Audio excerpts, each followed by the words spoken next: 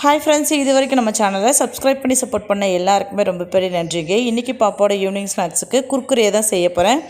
நம்ம வீட்டிலையே டேஸ்டியாக கிறிஸ்பியாக செய்யலாம். ட்ரை பண்ணி பாருங்கள், அப்புறம் நீங்களே சொல்வீங்க. குட்டீஸுங்க என்ஜாய் பண்ணி சாப்பிடுவாங்க. வாங்க எப்படி செய்யலான்ட்டு பார்க்கலாம்.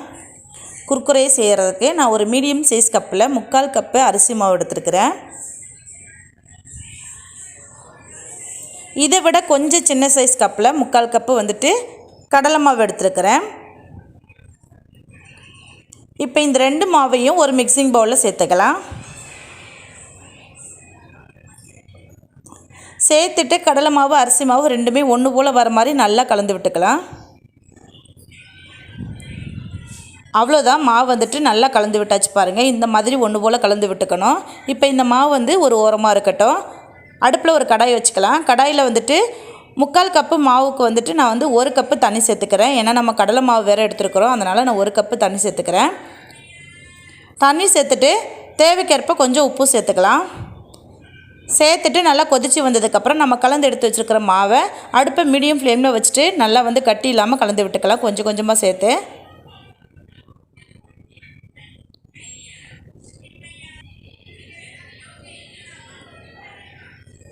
இந்த மாதிரி நல்லா சாஃப்டாக கலந்து விட்டுக்கணும். இப்போ ஸ்டவ் ஆஃப் பண்ணிவிட்டு இதை இறக்கி கீழே வச்சுக்கலாம்.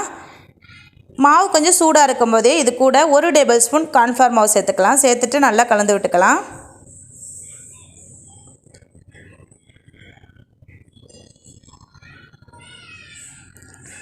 கலந்து விட்டுட்டு நீங்கள் கை பொறுக்கிற சூடு வந்ததுக்கப்புறம் இந்த மாதிரி நல்லா பிசைஞ்சு கொடுத்துக்கோங்க.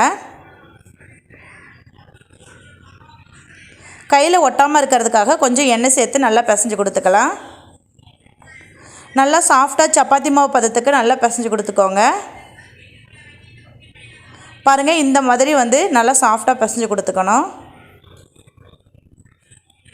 அவ்வளோதான், மாவு வந்துட்டு பிசைஞ்சு கொடுத்தாச்சு. இப்போ இதிலேருந்து குட்டி குட்டி பால்ஸாக நம்ம எடுத்துக்கலாம். கொஞ்சமாக மாவு எடுத்துக்கோங்க. மாவு எடுத்துகிட்டு இந்த மாதிரி வந்து கையில் வச்சு நல்லா உருட்டிட்டு நீல வாக்கில் நல்லா உருட்டி எடுத்துக்கலாம். இப்போ குர்குரே ஷேப் வர்றதுக்காக 2 விரலுக்கு இடையில இந்த மாதிரி வச்சுக்கிட்டு 2 கைக்கு நடுவில் வந்துட்டு வச்சுட்டு இந்த மாதிரி ப்ரெஸ் பண்ணிவிட்டு நல்லா உருட்டி கொடுத்தீங்கன்னா உங்களுக்கு வந்து அந்த குர்குரே ஷேப் வந்துட்டு கிடைக்கும். இந்த மாதிரி இப்போ இதே மாதிரி மொத்த மாவையும் நம்ம ரெடி பண்ணிக்கலாம். பாருங்கள், இந்த மாதிரி அழகாக வந்து ஷேப்பாக வந்து ரெடி பண்ணிக்கோங்க. அப்போ தான் பார்க்குறதுக்கு குர்குரே மாதிரி இருக்கும்.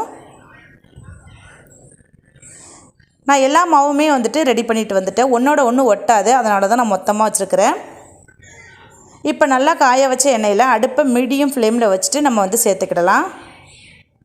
இந்த மாதிரி ஒன்றாவும் சேர்த்துக்கிடலாம், மொத்தமாகவும் சேர்த்துக்கோங்க. மொத்தமாக சேர்க்கும்போது கொஞ்சம் பார்த்து கவனமாக சேர்த்துக்கோங்க, இல்லைனா வந்து சுடி எண்ணெய் வந்து மேலே தெரிக்கிறதுக்கு வாய்ப்பு இருக்குது. ஒன்றா சேர்த்தா லேட்டாயிரும், அதனால் நான் வந்து மொத்தமாக கொஞ்சம் சேர்த்துக்கிறேன். பாருங்கள், கொஞ்சம் கூட ஒன்றுக்கு ஒன்று ஒட்டாமல் எந்த அளவுக்கு உதிரி உதிரியாக வருதுன்ட்டு. உங்களுக்கு வந்துட்டு எண்ணெய் தெரிக்கும்னு பயமாக இருந்துச்சுன்னா அரிக்கரண்டியில் கொஞ்சம் லேயர் எடுத்து போட்டு அப்படியே எண்ணெய்க்குள்ளே விட்டிங்கன்னா உங்களுக்கு வந்து மேலே தெரிக்காமல் இருக்கும். எண்ணெய்க்குள்ளே எல்லா லேயரையும் சேர்த்துட்டு அடுப்பை கண்டிப்பாக மீடியம் ஃப்ளேமில் வச்சுக்கோங்க. அப்போ தான் வந்துட்டு நல்லா பொரிஞ்சு வரும். உங்களுக்கு சாப்பிடும்போது பார்த்திங்கன்னா அந்த குர்குரே ஃபீலிங் கிடைக்கும். நல்லா கிறிஸ்பியாகவும் இருக்கும். ட்ரை பண்ணி பாருங்கள்.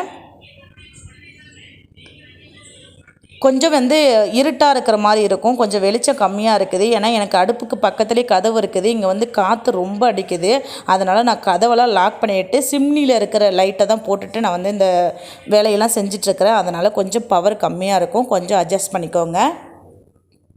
அவ்வளோதான், குர்குரே நல்லா பொரிஞ்சு வந்துருச்சு பாருங்கள். எண்ணெயோட சலசலப்பே இல்லை கொஞ்சம் கூட.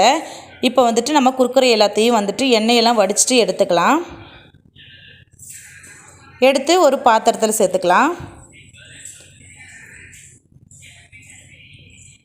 பயங்கர கிறிஸ்பியாகவும் இருக்கும், டேஸ்டியாகவும் இருக்கும். ட்ரை பண்ணி பாருங்கள். அவ்வளோதான், இதே மாதிரி மற்ற குர்குரேவும் நம்ம சுட்டுட்டு வந்துடலாம்.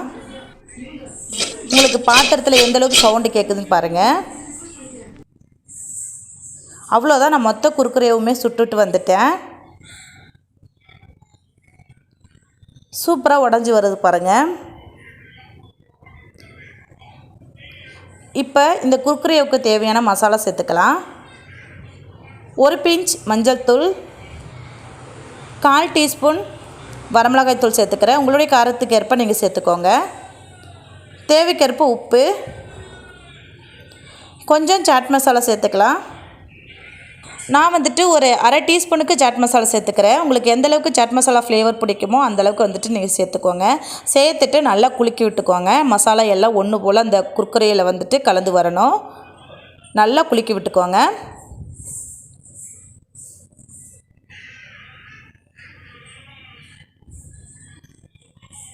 அவ்வளோதான், என்னோடய ஸ்டைலில் ஹோம்மேடு குர்குரே கிறிஸ்பியாக டேஸ்டியாக ரெடி ஆகிடுச்சு. இந்த பதிவு பிடிச்சிருந்தா நம்ம சேனலில் சப்ஸ்கிரைப் பண்ணி லைக் பண்ணி சப்போர்ட் பண்ணுங்கள்.